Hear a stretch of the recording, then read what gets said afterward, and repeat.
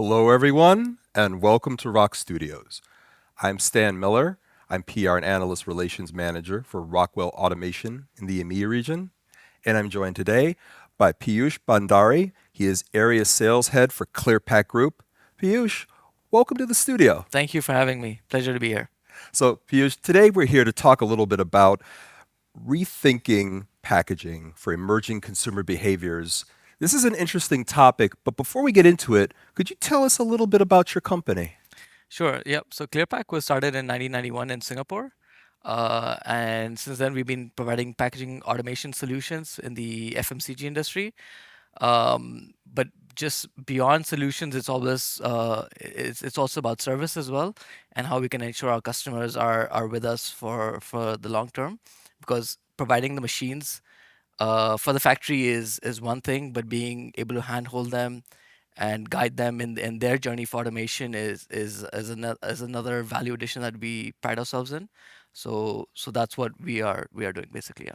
I can't wait to learn more about that because that life cycle approach that you just touched on, that not just delivering that machine, but being that long-term partner, is a reoccurring theme that we've been encountering with other OEMs that we've been interviewing. So let's get right into the Sure. questions. Yeah.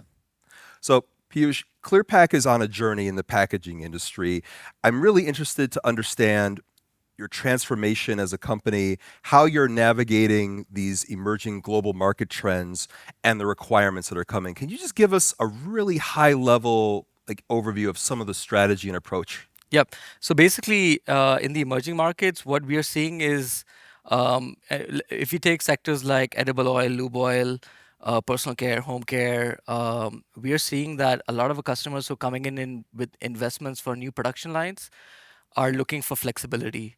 So when they're looking for flexibility, their thought process is that they're not sure if a certain product might work, and they need to have the contingency to move to another type of format or another SKU.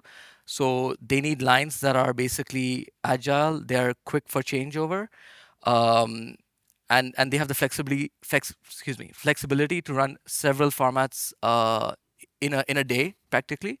And then that's what our customers are asking from us. So to be able to deliver that means that we actually have to change a lot of our legacy equipments, because equipments in the past were always for a few formats with high volumes, and now we are sort of going to batch production.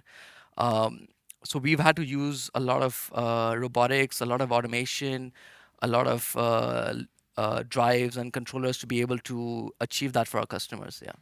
That's really interesting, particularly as customers have more SKUs, like that high mix type of approach. Like you said, flexibility is key in avoiding downtime during changeovers. Makes Yeah. makes perfect sense. Piyush, how do you think current packaging industry demand is changing, and how are you adapting to these changes with global trends and meeting market requirements?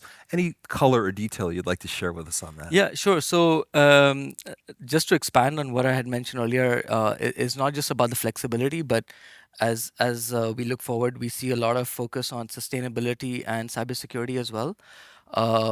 So we are able to sort of meet that for our customers by having equipments that use less power and less compressed air, but also having the system sort of secure with so that we ensure that there's no data loss, because there's a lot of collection of data now from equipments to be able to analyze where there's a speed loss or efficiency loss or downtime loss.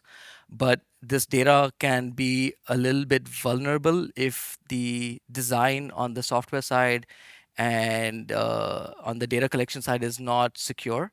So we've been able to use a lot of tools and a lot of solutions from Rockwell to be able to ensure that our solutions are cyber secure. Yeah. That's great. In fact, you've touched on cybersecurity, so I might follow up just a little bit more on that topic. How do you see digital transformation and cybersecurity disrupting the packaging industry? And how do these challenges, how do you see these challenges in scaling digital technologies across machines? What's your thought there? Yeah, so I mean, as we see a lot of investments, if we talk about emerging markets, we see a lot of growth and a lot of investments from our customers to be able to get new formats in. And because they get new formats in, that means that they need a lot more lines. With that, uh, you need to be able to make sure that the lines are secure because, like I mentioned, due to the data that's sort of being used and the use, let's say, the application of AI now, it's very important for that cybersecurity basically to be uh, secure for the customers.